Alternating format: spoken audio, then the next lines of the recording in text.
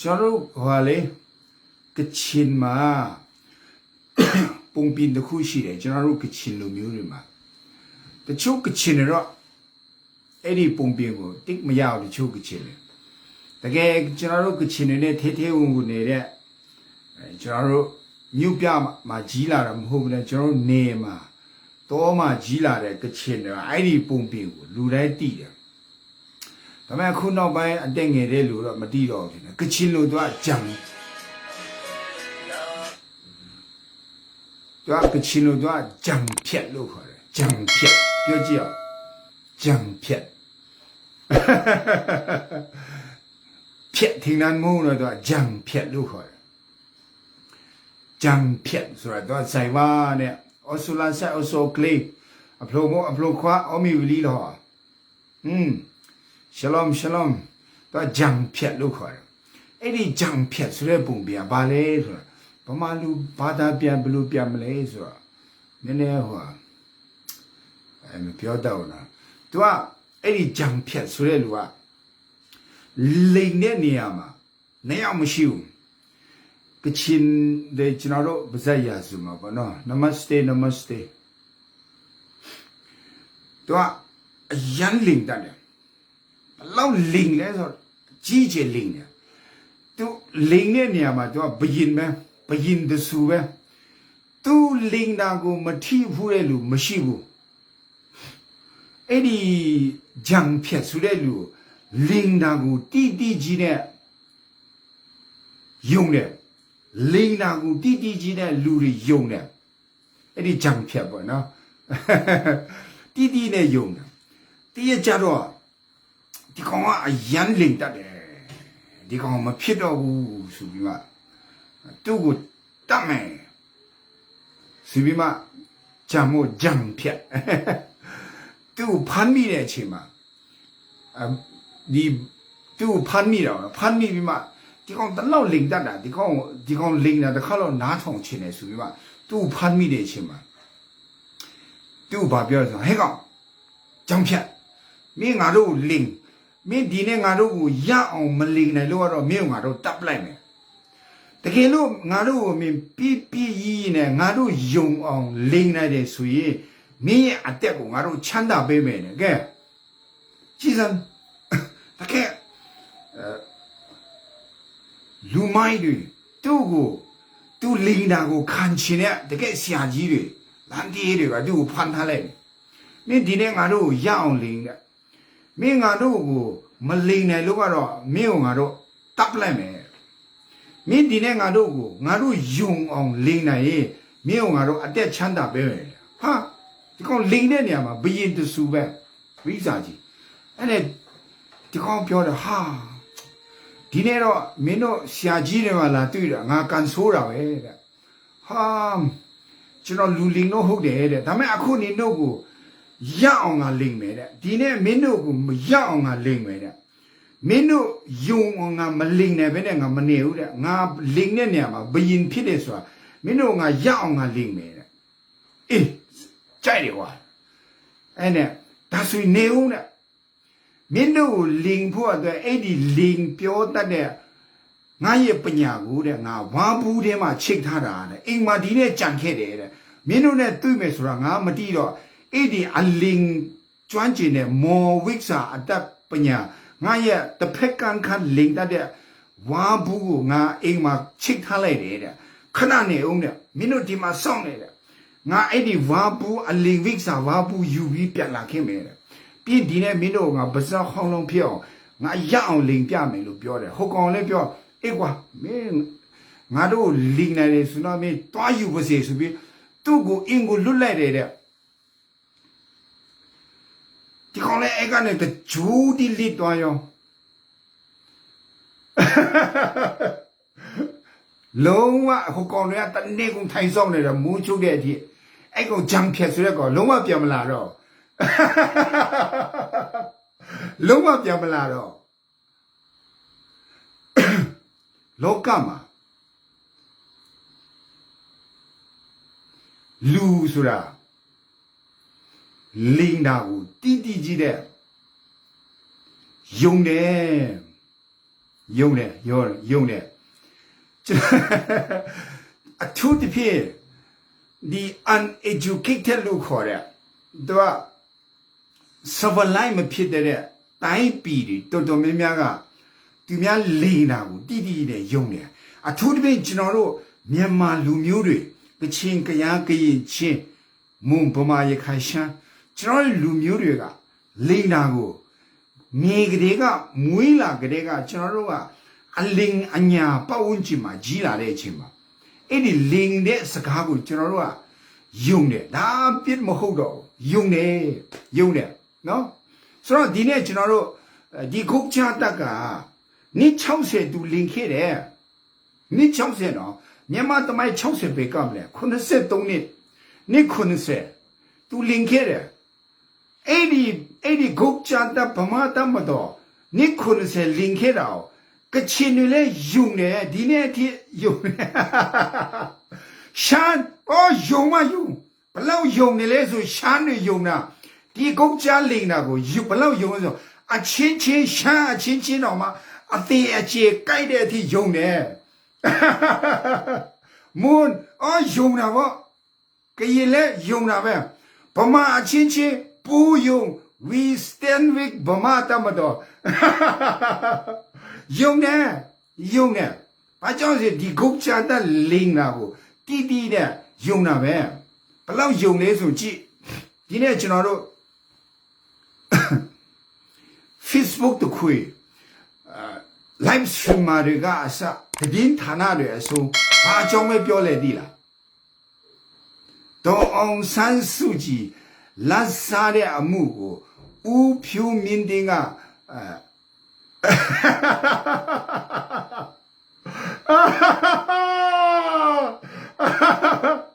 无票面的啊，得退出了，零十两爸那边不的了，但那个龙，他们没，没说了拉萨嘛不好吧不，无票面的个了，谁米他了吧？但那个路熟的，多来也了没路呢，知道路有呢，有呢，知道表没？第国家那个帕米比所以，拉萨木啦木，西的面阿木的阿公水点比，他们家路嘛呗，没他。第国家大爷那天嘛要到比水，蓝沙木那么干部，西里面阿木阿公那边嘛水嘛呗，知道那个路林路伢的，技术的难安，路林路伢的屋厝的难安嘛，俺那个路皮啦啦。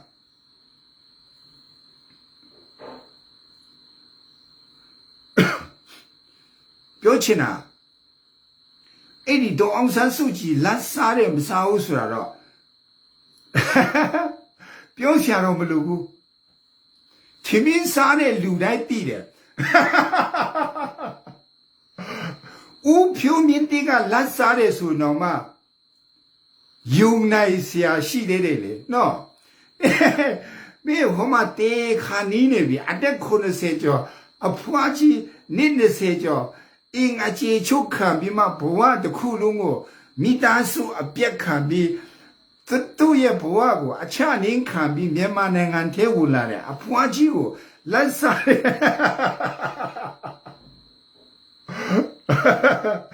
老了，洋片的啦，没起来哦，无票面的啊，阳光带无机出路啊，烂啥的路，这样衰了嘛，就那用的，无票面的。阳光带文字出路中啊，拉贝拉有拉沙开的路，表演就那用的，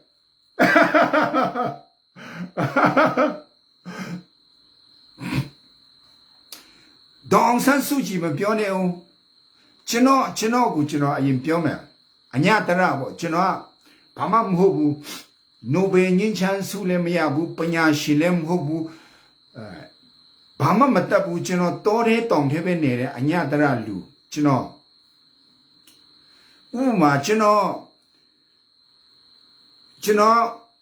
苏马了就那， အော်စီကိုဩစတြေးလျညူးဇီလန်မှာရှိတဲ့တကားမတွေဖုံလာလေမယ်နော်တလတန်တီနလတန်တီတရားလိုက်ခေါ်ရင်းနဲ့လာခဲ့မယ်ဖုံကိုဘဒူလေးလက်မဝယ်ပေးမလဲဩစီတန်ယုံမှာခေါ်စာဘဒူထည့်ပေးမလဲလူပြောလိုက်ခေါ်မဲ့လူတွေကြီးပဲထမင်းကျွေးမဲ့လူတွေကြီးပဲလေလက်မဝယ်ပေးမဲ့လူတွေကြီးပဲဒါတော့ကျွန်တော်ဘာမှမဟုတ်တဲ့အညတရ多度懂得大满抨击喏，大满抨击，阿娘阿九上来的，听波教家的，听波教家的，刚上都要奥明多的路掉撇断，本身说没路了不，本身说没路了不，被多么嘞，把路么嘞本身。ကိုစားပြီးပြီဆိုရင်ကိုစားတဲ့ဟာကိုအလူအရက်ရှိမဲ့လူတပုံကြီး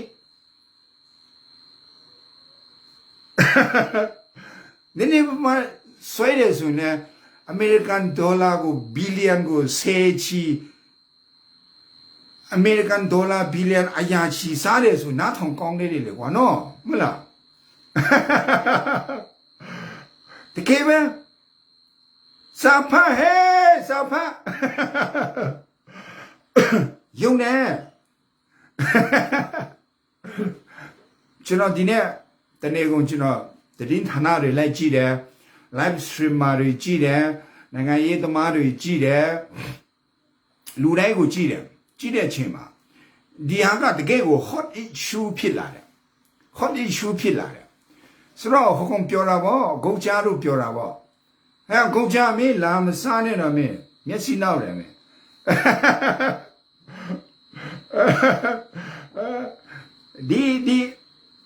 ဒီကောင်တွေကကျွန်တော်တို့တိုင်းသားဒေသမှာဒီလိုလိန်စားလာတာဒီလိုမျိုးလုတ်လာတာကြာပြီနှစ်ပေါင်း60မင်းတို့မယုံခဲလို့မတိခဲလို့အခုမှသူတို့ရဲ့ဒီဂျံဖြက်လို့ခေါ်တယ်ခဏကအလင်းမောဘူးလေးကိုထုတ်ပြတာဒါနည်းနည်းပါလေးပဲရှိတယ်ဒီကောင်တွေနင်တို့အခုမှ lesson 1ပဲရှိတယ်ဘယ်လောက်အထိပြလာမလဲဆိုတာစမ်းလာတာ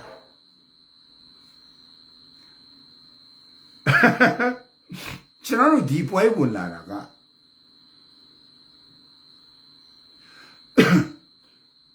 ကျွန်တော်ပြပြမယ်ဒေါ်အောင်ဆန်းစုကြည်က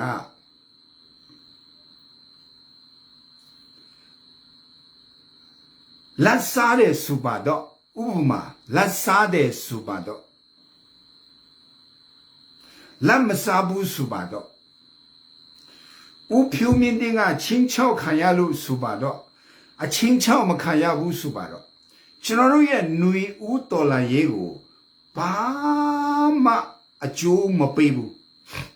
ဒေါ်အောင်ဆန်းစုကြည်ကိုလက်စားမှုနဲ့ထောင်မချရင်လည်းတခြားအမှုတစ်ခုခုနဲ့ထောင်ချမှာပဲဒေါ်အောင်ဆန်းစုကြည်ကိုလက်စားမှုနဲ့မချရင်လည်းရှိတဲ့အမှုနဲ့အကုန်လုံးချမှာပဲ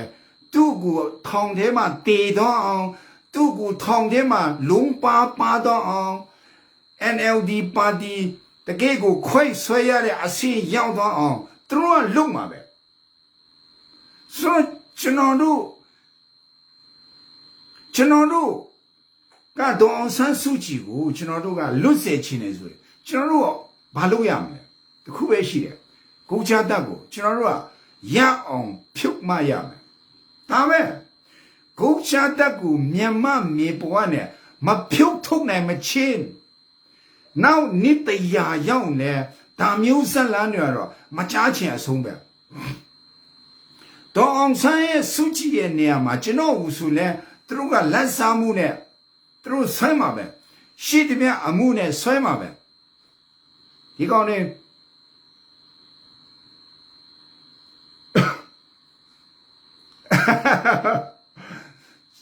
ဥပမာ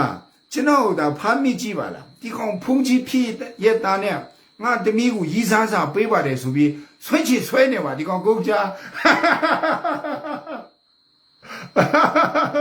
ဒီကောင်ဘာမဆိုလို့ပါဒီကောင်ကဆိုတော့အခုကျွန်တော်တို့တိရမှာဒီချင်းကျွန်တော်တို့ကအဘာအာယုံဆိုင်ရမယ်ဆိုဂုတ်ချားကိုကျွန်တော်တို့မြင်ပေါ်ရတယ်အမြင့်ဖြုတ်ရမယ်ဂုတ်ချားကိုအမြင့်ဖြုတ်မယ်ဆိုရင်ကျွန်တော်တို့လုံးလို့ရတယ်ကျွန်တော်တို့အာယုံကဘေကိုပဲသွားမယ်ကျွန်တော်တို့ဂုတ်ချားပြုတ်ချရေးမှာတိုက်ပွဲဝင်နေတဲ့ကျွန်တော်တို့ရဲ့ကလေးတွေကျွန်တော်တို့ရဲ့ဘီတူတမတော်တွေဒါတွေကျွန်တော်တို့ KA ရေးပေါ်တွေကျွန်တော်တို့ကရင်ရေးပေါ်တွေကရင်နီရေးပေါ်တွေချင်းရေးပေါ်တွေကျွန်တော်တို့ PDF ကလေးတွေကိုကျွန်တော်တို့ကအားပေးရမယ်ပြီးမှကျွန်တော်တို့အာယုံဆိုင်ရမှာဖြစ်နိုင်ကျွန်တော်တို့ BDF ကလေးတွေလက်နဲ့ထုတ်တဲ့ကြီးစံထုတ်တဲ့ဆက်လေလုံနိုင်တော့ကောင်းမှာတော့ဒါကျွန်တော်စဉ်းစားတော့ပါတကယ်ဆိုရင် PDF ဆိုစထုံကလေးကနေဒီစစ်နဲ့ပတ်သက်တဲ့လူတွေဒါစစ်ဝန်စားခဲ့တယ်ဆိုရင်ဒီဟာကိုမင်ခဲ့တယ်ဆိုရင်ဒီလက်နဲ့ဆက်ယုံတခုထောင်ဖို့တိတ်မခက်ဘူးနော်ဟိုမှာတောင်ပိုက်တိုင်းဆိုထိုင်းနေစက်လာဦးနေစက်လေကြိုက်တာအကုန်ဝယ်လို့ရတယ်ကုန်ချအစလက်နဲ့ဆက်လာအကုန်ဝယ်လို့ရတယ်ဆိုတော့ကျွန်တော်တို့ PDF ကလေးတွေမှာကျွန်တော်တို့ရဲ့ဂျန်စီတွေမှာ engineer တွေလည်းပါတယ်တဲ့ mechanic ဒီက mechanism နဲ့ပတ်သက် mechanic နဲ့ပတ်သက်တဲ့ပညာရှင်တွေပါတယ်သူတို့တွေဝိုင်းလို့ပြီးမှတကယ်လို့ဒါကျွန်တော်တို့ NUG ကနဲ့ဒီလက်နဲ့ထုတ်တဲ့စက်ယုံတွေအတေးကအခုဟိုတလုံးဆိုကျွန်တော်ကြားတော့လေမီးဆက်တွေပါတယ်သူတို့ဝေထားတာတွေ့တယ်ပမာငွေတင်းပင်နေရဆိုတာမသိပါဆိုတော့မီးဆက်မောင်းပြီးမှလိုက်ကူတွေလည်းပေါ်လေကရင်ဖက်မှာကရင်နီဖက်မှာလိုက်ကူတွေထဲမှာလက်နဲ့ဆက်ကတစ်ချီချမလို့ပဲလူအယောက်20လောက်လေပတ်လိုက်ရတယ်လက်နဲ့ဆက်တစ်ခုကိုတကယ်တတ်စင်မယ်ဆိုရင်2လ3လအတွင်းမှာလက်နဲ့ဆက်တစ်ခုတတ်စင်လို့ရတယ်လို့ကျွန်တော်နားလေတယ်ကျွန်တော်ပညာရှင်တော့မဟုတ်ဘူးဒါပေမဲ့တကယ်လို့ဒါအခုအဲ့ဒီလက်နဲ့ဆက်ကိုကျွန်တော်တို့ NUG ကနေလက်နဲ့ထုတ်တဲ့ဆက်ကြီးစံထုတ်တဲ့ဆက်တွေအခုစလုပ်မယ်ဆိုရင်ကျွန်တော်ထင်တယ်နောက်မကြဘူးလို့ထင်တယ်ဆိုတော့ဘာကြောင့်လဲဆိုရင်ကျွန်တော်တို့ရဲ့ကလေးတွေ engineer ကျောင်းသားတွေပါတယ် mechanic နဲ့ပတ်သက်တဲ့ဟာတို့တွေခုံတို့ဘာတို့အကုန်ကျောင်းသားတွေအကုန်ပါတယ်ဆိုတော့အဲ့ဒီကျောင်းသားတွေကိုကောက်လာခဲ့နေတို့စက်မှုကျောင်းသားတွေလာခဲ့ကျွန်တော်လက်နဲ့ဆက်ယူလုပ်ရအောင်ဆိုလွယ်လေးပဲတကယ်လို့လက်နဲ့ဆက်ယူNUG ဒါလုပ်ချင်တယ် PDF လုပ်ချင်တယ်ဆိုရင်လွယ်လေးပဲ KA ကိုတစ်ချက်လောက်တင်ပြဆွေးနွေးလိုက်ကျွန်တော်ထင်တယ်တလတော့မကြဘူးထင်တာပဲဆိုတော့ကျွန်တော်တို့ရဲ့အာယုံကကျွန်တော်တို့ကလေးတွေစားရေးတောက်ရေးမှာကိုကျွန်တော်တို့ရဲ့ကလေးတွေကျမ်းမာရေးဆောင်ရှောက်ဖို့ကျွန်တော်တို့ရဲ့ကလေးတွေလက်နဲ့ရဖို့ကျွန်တော်တို့ရဲ့ကလေးတွေကြီးဆံရဖို့ကျွန်တော်တို့ရဲ့ကလေးတွေလက်နဲ့ရဖို့ကျွန်တော်တို့ရဲ့ကလေးတွေကြီးဆံရဖို့ရန်ကုန် UG တွေလက်နဲ့ရဖို့ရန်ကုန် UG တွေကြီးဆံရဖို့ကျွန်တော်တို့မကွေးတိုင်းကကလေးတွေလက်နဲ့ရဖို့မကွေးတိုင်းကကလေးတွေကြီးဆံရဖို့စကိုင်းတိုင်းကကလေးတွေလက်နဲ့ရဖို့စကိုင်းတိုင်းကကလေးတွေကြီးဆံရဖို့AOD တိုင်းကကလေးတွေလက်နဲ့ရဖို့ AOD တိုင်းကကလေးတွေကြီးဆံရဖို့ဒါပဲဒါ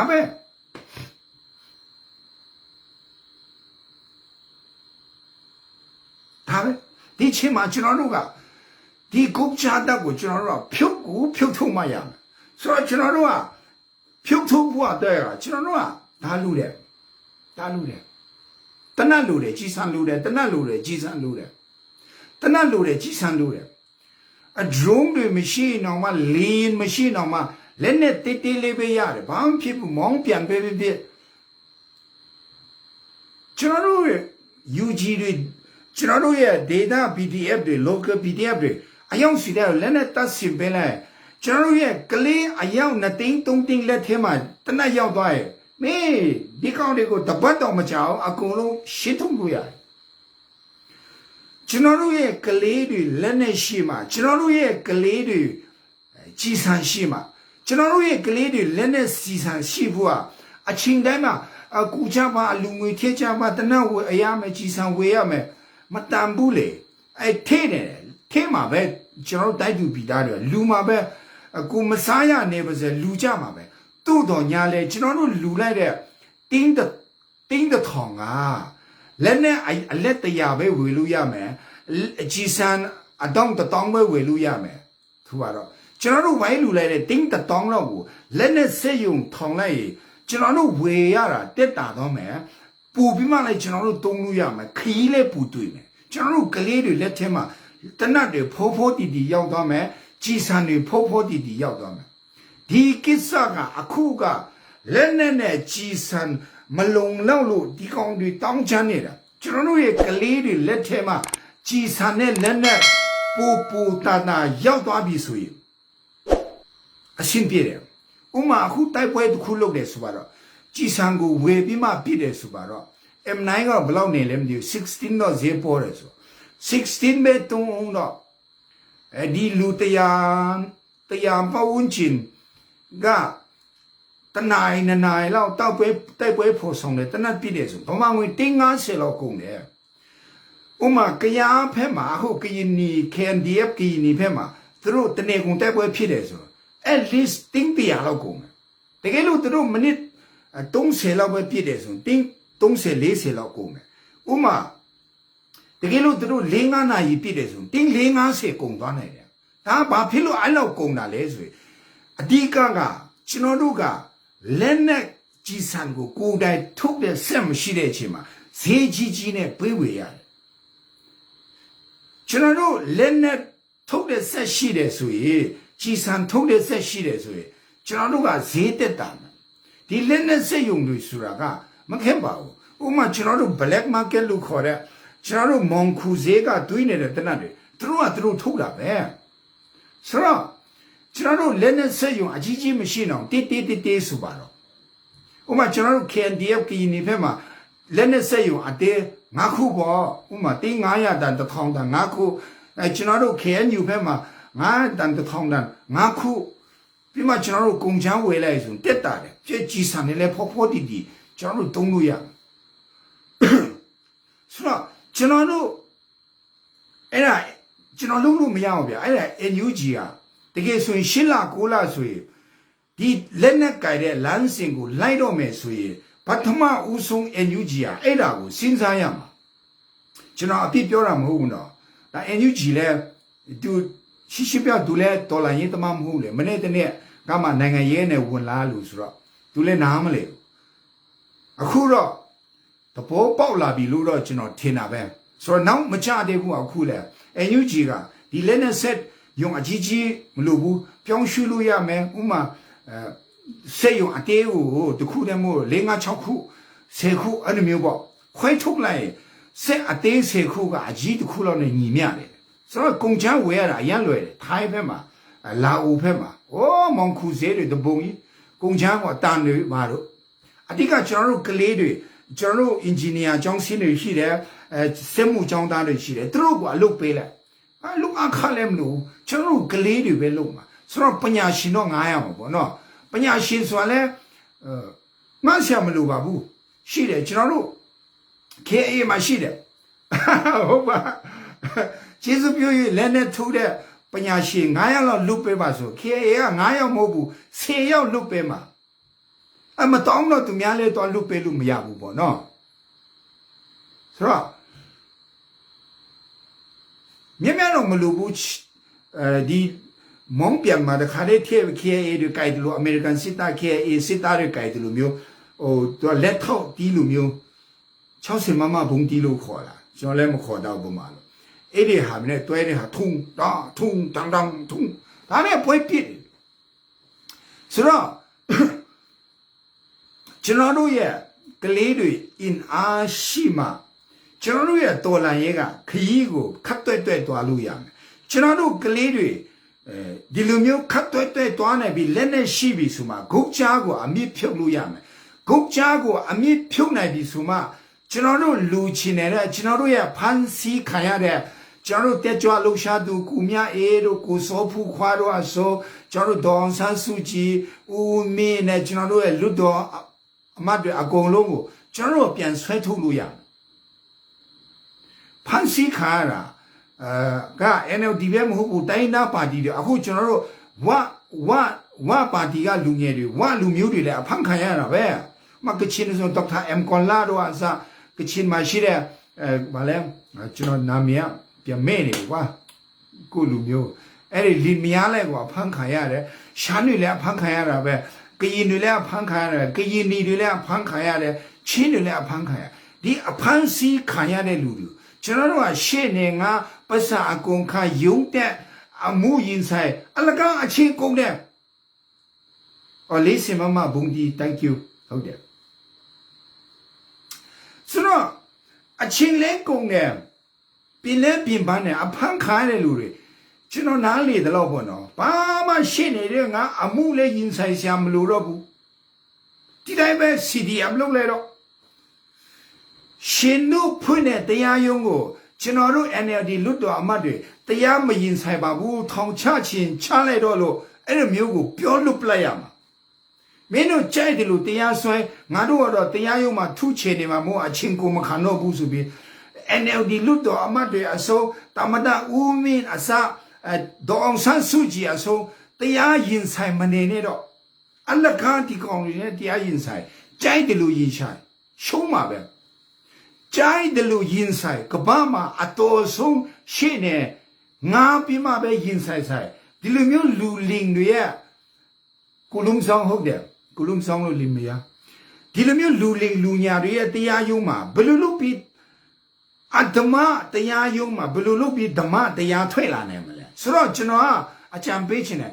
တမဒကအစနိုင်ငံတော်အသက်ပြခံပုဂ္ဂိုလ်အစိုးအဖမ်းဆီးခါတဲ့လူတွေတယောက်မှအမှုမရင်ဆိုင်နဲ့တော့ပတ်စံလဲကုန်နဲ့အချိန်လဲကုန်နဲ့အေးစေးဘီထုံနဲ့ပူဝင်လဲတော့မထူးဘူးသူတို့တော့ပို့မှာပဲဆိုတော့အဓိကကျွန်တော်တို့ NUG ရနဲ့ကျွန်တော်တို့တိုင်းသူပြည်သားတွေအာယုံဆိုင်ရမှာကျွန်တော်တို့ကလေးတွေကိုဘယ်လိုလက်နဲ့တတ်ဆင်ပေးရမလဲငါတို့ကလေးတွေကိုအင်အားကြီးအောင်ဘယ်လိုလုပ်ပေးရမလဲငါတို့ကလေးတွေကိုဘယ်လိုလုပ်ပြမအင်အားကြီးအောင်လုပ်ပေးရမလဲငါတို့ကလေးတွေကိုငါတို့ရဲ့ပြည်သူတတ်မတော်ငါတို့ KA တွေကိုငါတို့ KNU တွေကိုငါတို့ကရင်နီတွေကိုငါတို့ချင်းတတ်မတော်တွေကိုငါတို့ရဲ့ပြည်သူတတ်မတော်လေးဖွဲ့နဲ့ကျွန်တော်တို့ရဲ့ PDF ကလေးတွေကိုဘလူမျိုးကျွန်တော်တို့ကလက်နဲ့တတ်ဆင်ပေးမယ်သူတို့ကြီးစံလုပ်ပေးမယ်ပြီးဒီကုတ်ချတက်ကိုဖြုတ်ကုတ်ချတက်ကိုဖြုတ်လိုက်တာနဲ့ဟိုးမှာပုံမှအမျိုးပေါင်း100လောက်တက်ပြီးထောင်ချထားတဲ့လူတွေအကုန်လုံးကအဲ့ချိန်မှာ automatic လွတ်မှာလေငါတို့ကဒီလိုမျိုးမတရားတဲ့တရားယုံတော့အဲ့ဒါတရားယုံမဟုတ်ဘူးမတရားယုံအဲ့မှာရှင်းနေတဲ့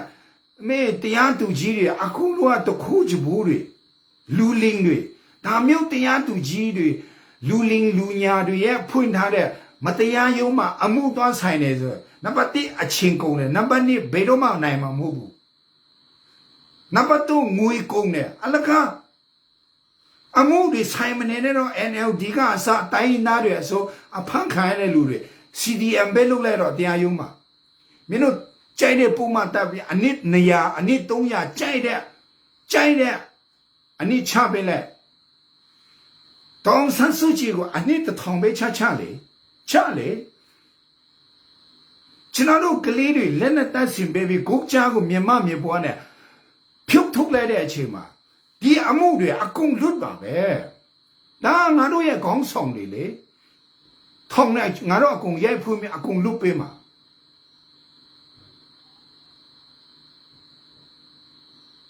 ဒါပဲလေအတိကဒါပဲအဲ့ကြောင့်ကျွန်တော်အရန်တဲ့ဟိုတလုံးကလေးပြောချင်နေတာ2လ3လရှိပြီဒါပေမဲ့ကျွန်တော်မပြောဘူးဘာဖြစ်လို့ဆိုအမှုမရင်ဆိုင်တဲ့အလကားမဲ့ဒေါန်ဆန်းစုကြည်တို့တမနာဦးမင်းတို့လို့တော့ပြောလဲခဏနဲ့ဟာဒီဘုံကြီးတလာလားဖြစ်မှာဆိုလို့ပြောမရငါတို့ဗမာပြည်မှာပေါ်ကားကြိုက်တယ်ဆိုတယ်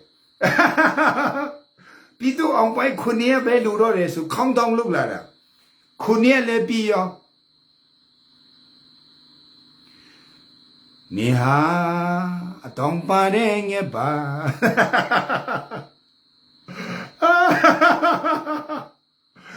ငါတို့ဗမာပြည်မှာအဲ့ဒီငပိန်းတွေကများတော့တိတ်မပြောရဘူးတချို့ကိစ္စတွေအခုတော့ပြောလို့ရတဲ့အချိန်ရောက်တော့ပြောတယ်အခုကပြောလို့ရပြီလေ မင်းကြိုက်တဲ့လောက်တရားဆွဲတယ်ဘာထူးလဲဆိုတော့အကုန်လုံးရှင်းထုတ်လိုက်ပြီဆိုကျွန်တော်တို့ဂုတ်ကြားကိုအမြင့်ဖြတ်ပြီဆိုအဲ့ဒီရှိသမျှတရားသူကြီးတွေအကုန်လုံးကိုကျွန်တော်တို့ကပြန်ပြီးတရားဆွဲရမှာဒီတရားသူကြီးအခုရှိသမျှတရားရုံးမှာထိုင်နေတဲ့တရားသူကြီးတွေအကုန်လုံးကိုကျွန်တော်တို့ကမတရားသူကြီးအမှုနဲ့သူတို့ကိုပြန်ဆွဲပြီးကျွန်တော်တို့ကထောင်ကိုနှစ်200 300ပြန်ချရမှာဒါပဲလေဒါပဲခဏမမီလဲတဲ့လူကျွန်တော်အဲ့ဒီဂျံဖြတ်ဆိုတဲ့ပုံပြင်ကိုပြန်ပြောပြီးတခါပြောပြီးအဆုံးတတ်တယ်နော်ကျွန်တော်ကချင်မှာခဏအစတော့ကျွန်တော်ပြောပြီးဂျံဖြတ်ဆိုတာရှိတယ်အဲ့ဒီဂျံဖြတ်ဆိုတဲ့လူကအရန်လိန်တဲ့နေရာမှာတော့တပက်ခန့်ခတ်သူ့ကိုလိန်နေတဲ့သူကချင်လောကမှာမရှိဘူးသူအလင်းမခံသူလင်းတာကိုမခံရတဲ့လူဘယ်သူမှမရှိဘူးသူလင်းတတ်တယ်ဆရာကြီးပဲဆိုတာတိတိနဲ့လူတွေကယုံတယ်တဲ့ယုံတယ်တတိုင်းပြည်လုံးယုံတယ်တနိုင်ငံလုံးယုံတယ်အဲ့မှာအလင်းမခံရဘယင်နဲ့ဘယင်ရဲ့တက်တော်ဆောင်လူမိုက်တယ်နာမည်အရန်ကြီးတယ်ဒီကောင်ဂျံဖြတ်ဆိုတဲ့ကောင်အရန်လင်းတော်တယ်ဒီကောင်လင်းလာငါတို့တစ်ခေါက်တော့တွားနားထောင်ကြည့်အောင်ဘလို့လင်းမလဲဆိုတာငါတို့နားထောင်ကြည့်အောင်အဲ့နဲ့အဲ့ဒီလူလင်းကိုသူကဖမ်းထားလိုက်တယ်ဖမ်းပြီးမှသူ့ဘာပြောဆိုဟာဟဲ့ကောင်မင်းဒီနေ့ငါတို့ရအောင်လင်းမင်းငါတို့ကိုရအောင်လင်းငါတို့ယုံအောင်လင်းငါတို့မယုံဘူးဒီနေ့ငါတို့မလင်းနိုင်ဘူးဆိုမင်းကငါတို့တပ်လိုက်မယ်မင်းတို့တကယ်လို့မင်းငါတို့လင်းလို့ငါတို့ယုံအောင်လင်းနေတယ်ဆိုမင်းကအတက်ချမ်းသာပေးမယ်အဲ့လိုမျိုး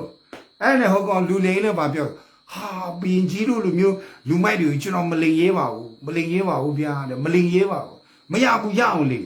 โอเคဒါလောက်လင်ဆိုလဲကျွန်တော်ရအောင်လင်မယ်တဲ့ဒီနဲ့ဘရင်ကြီးတဲ့ဒီလူမိုက်အဖွဲ့တွေကိုကျွန်တော်မရအောင်လင်ပြမယ်ခင်ဗျားတို့ရအောင်လင်မယ်ဟောကောင်လည်းကြိုက်ပြီငါလူဘရင်ကိုလင်နိုင်တဲ့ကောင်မင်းကအတက်ချမ်းသာလင်စမ်းဟုတ်ပြီဒါဆိုရင်ဒီမှာခဏဆောင်နင်တို့နဲ့တွေ့မယ်ဆိုတော့မတိလို့ကျွန်တော်အဲ့ဒီလင်နဲ့ပညာမောပညာထည့်ထားတဲ့ဝါဘူးကအင်ကောင်းရင်မှချိတ်ထားတယ်ပြန်ယူပရစေအောင်ဆိုပြီးမှဒီမှာခဏလေးပဲစောင့်နေတော့ဆိုပြီးတကျူးတဲ့လစ်သွားတာအဲ့ဒီလင်နဲ့မောပညာဘူးသွားယူဆိုပြီးပြန်သွားတာဘယင်းနဲ့အလင်ခံချဲလို့တနေကုန်ထိုင်စောင့်တာဟောကောင်ထွဲကိုမလာတော့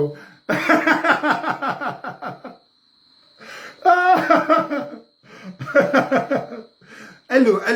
အလောက်ကိုအလီတော်တာအလင်ခံချင်တဲ့လူကတနေ့ကုန်ထိုင်ဆောင်နေတယ်တနေ့ကုန်ထိုင်ပြီးတစင်းစင်းကြည့်ပါဟောပြန်မလာတော့အလင်ခံရတာ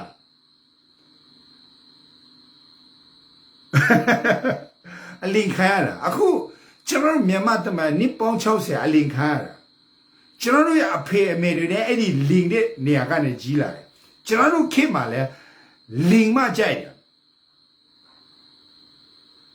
ညီမလေးကအကူချစ်တယ်နော်ဒီ AOD မိရဲ့မခန်းဒီညီမကိုအကူချစ်တယ်မင်း AOD မိရဲ့ခမ်းမတော့မင်းလဲတည်ပြီသူလဲတည်ပြီအဲ့ဒါကောင်မလေးတကယ်လားအကူအိုးသူအချစ်ကကြီးပါလိုက်တာ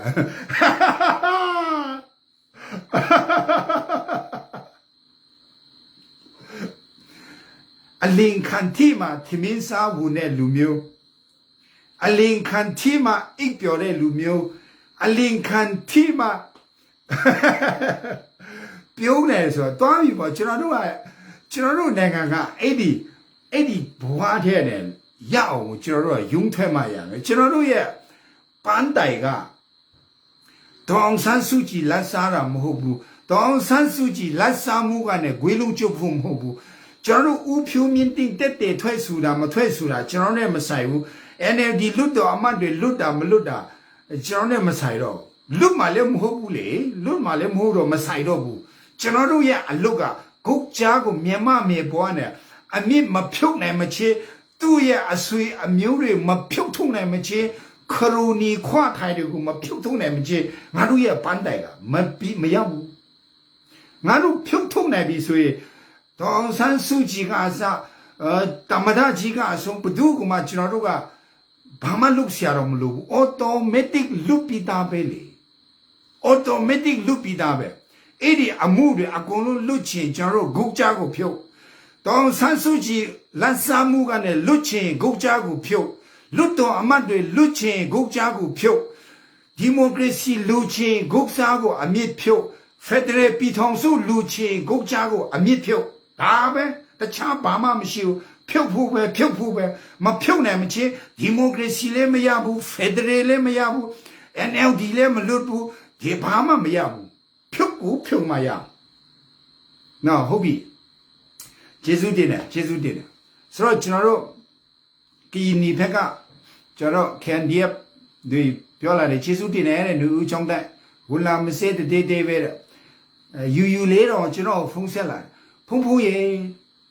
တမီးကတော့နင်တို့လူဦးချောင်းတိုက်နဲ့တွေ့မှတမီးကတော့ကားတော့မှာပဲတဲ့ကျွန်တော် KNDF ကျွန်တော် PDF ကလေးတွေကျွန်တော်လူဦးချောင်းတိုက်ရဝဲလူတယ်ကျွန်တော်ရှူယူပါဦးရဲ့အကောင့်ကိုသွားတုံးပေးလိုက်တာကျွန်တော်လူဦးချောင်းတိုက်ရအဖွဲ့တွေဝဲလူတာအတင်းကိုအရာကျော်ပြစ်ထည့်လာတော့ယူပါဦးလည်းမခံနိုင်တော့နင်တို့နေဦးចောင်းတိုက်လုတ်ပေါက်နဲ့တမီးတော်မှာကားနေတယ်တဲ့မနေ့ပြန်တော့ကျွန်တော်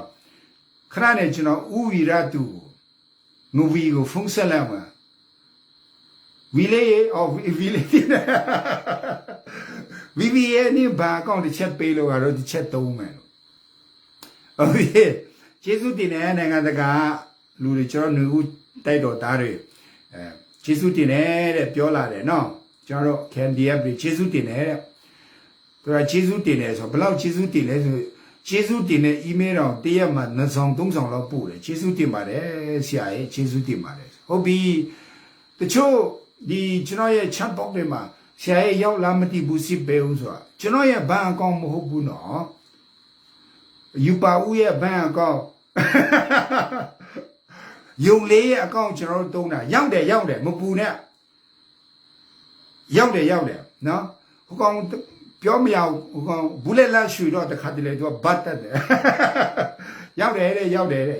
နော်ကျွန်တော်ပြောလာတယ်ရောက်တယ်တဲ့ကျွန်တော် receipt ပို့ထားပေးကျွန်တော်တို့ပြန်ပြောပြရောက်တယ်တဲ့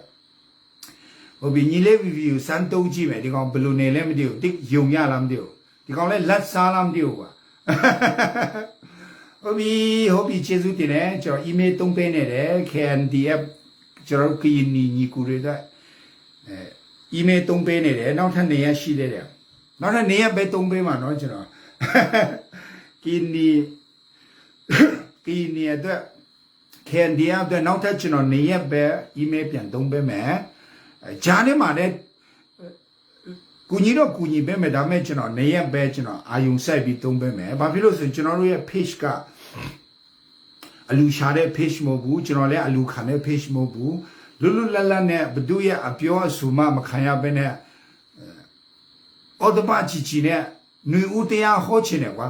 တည့်မလားအရှုအရှင်းမရှိဘဲနဲ့ຫນွေဦးတရားပဲဟောချင်တယ်အဲ့လိုမျိုးရှိပြောရင်အဲ့ဒီဟာမျိုးအလူကိစ္စပြောဆိုကျွန်တော်ပွင့်လင်းပြောကျွန်တော်နည်းနည်းလန့်တယ်ကြောက်တယ်လူကပါဇက်ပအမျိုးလေတည့်မလားဆိုတော့ဟုတ်ပြီကျေးဇူးတင်တယ်အရောက်စီတဲ့ကိုချစ်တယ်မောင်နှမတွေကချင်ရဇွန်မှာဂျန်ဖြက်ဆိုတာအဲ့ဒါဂျန်ဖြက်မေလုံးဂျန်ဖြက်မေလုံးရဲ့အကွက်ထဲမှာအနည်းမခံနဲ့ဘာသာရေးမိုင်းမမီနဲ့လူမျိုးရေးမိုင်းမမီနဲ့ဘာမိုင်းမမမီနဲ့အာယုံငွေဝါနဲ့ငါတို့ plan B အနေနဲ့အပီးအထိကျွန်တော်တို့ရှင်းမရမယ်အရောက်စီတဲ့ကိုချစ်တယ်ရောက်စီတဲ့ကိုဖျားသခင်ကောင်းချီးပေးပါစေ